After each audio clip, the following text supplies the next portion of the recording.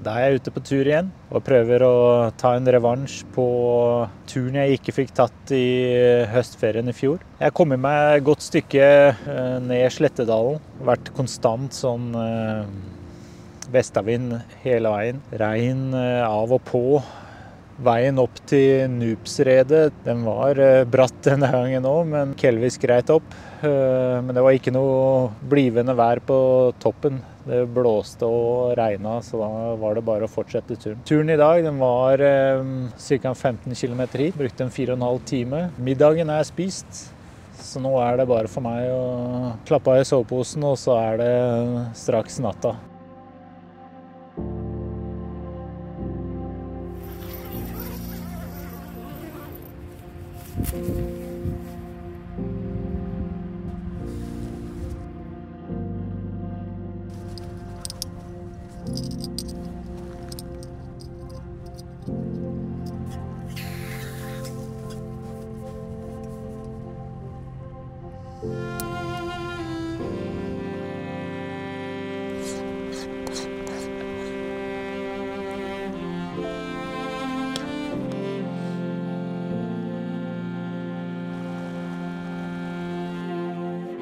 Da fikk jeg pakket ned teltet, og sekken er klar.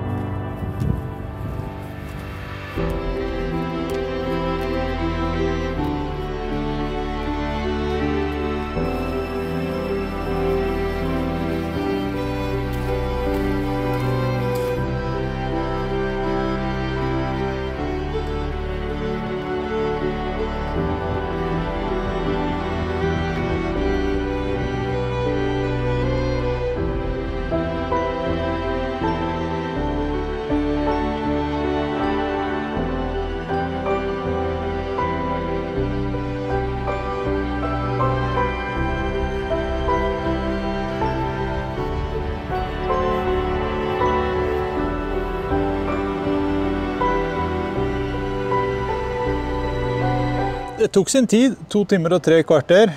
Det var 9 kilometer hit, litt lenger enn jeg trodde, så kartleseren må gjøre bedre jobb neste gang. Det var mye opp og ned og steinete, og det var ikke så lett terreng å gå i.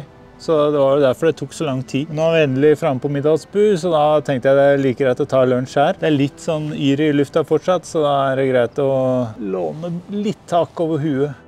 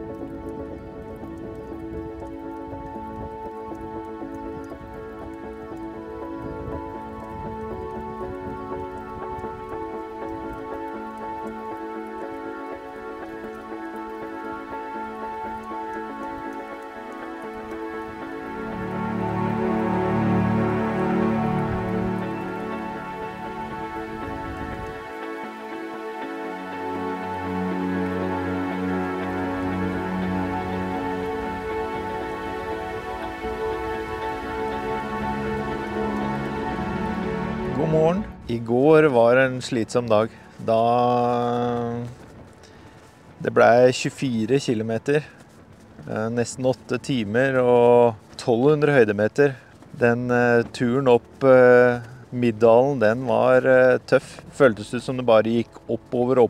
Og når jeg endelig kom til toppen, så var det tåke. Men til slutt så kom jeg ned Hellevassdalen her, og fant en leieplass her ved Hellevatnet. Etter jeg fikk satt opp telt i går, så bare lagde jeg meg mat, og så la jeg meg med en gang. Jeg var så sliten. Og klokka akkurat blitt 10, så da det få lage seg litt frokost. Og hvis jeg føler for det, så kanskje det blir noe kast i vannet også.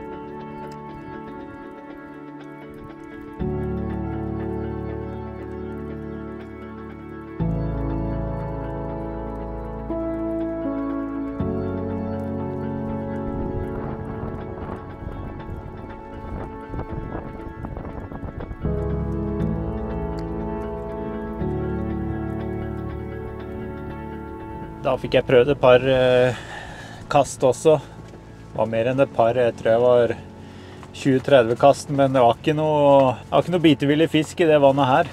Jeg måtte jo lage meg en kaffekopp og varme meg på, og kjølig å stå der i regnet. Nå har sola dukket opp igjen, så jeg håper teltet tørker bitte litt, og så pakker jeg ned, og så går jeg videre mot Hellevassbu. Der tar jeg sørover mot Haukeli, og så ser hvor langt turen går da, før jeg slår neste camp.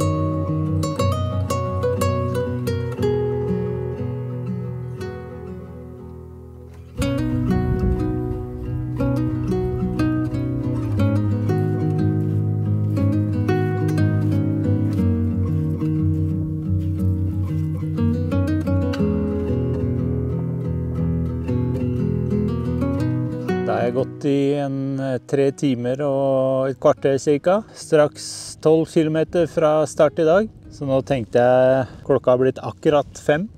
Så det er på tide å få seg litt sen lunsj. Nå har jeg kommet til den bakken jeg har sett flere ganger på andre videoer, spesielt vintervideoene, hvor folk trekker pulk og jobber hardt opp den bratte bakken her. Det er vel den som er opp til juvet mot det som heter Årmoteggi. Så det skal bli spennende å gå der selv denne gangen. Det er ikke ski da, men det ligger jo snø der fortsatt. Så derfor tenkte jeg det var greit å ta en pause her nå, spise litt, få i seg energi, og så fortsetter turen etterpå.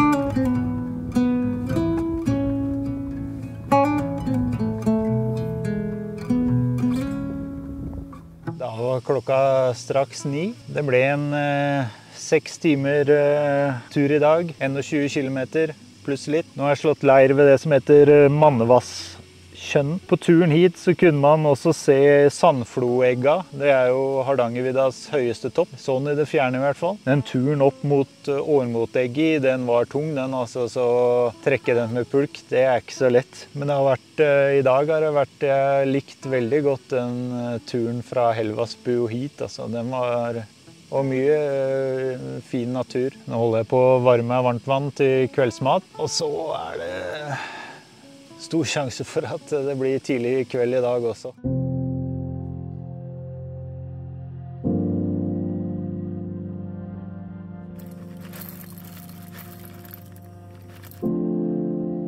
God morgen. Da ble det frokost ute i det fri. Jeg våkna et par regndråper ved 9-tida. Det ga seg heldigvis ganske fort. Da fikk jeg endelig sitte og kost meg med ordentlig utsikt. Kanskje jeg er heldig og får en fisk etterpå. Jeg har gått og grublet litt på hva jeg gjør når jeg får fisk. Jeg har ikke sløya en fisk på, det er vel sikkert nærmere 30 år nå. Turen i dag, den går tilbake igjen til bilen.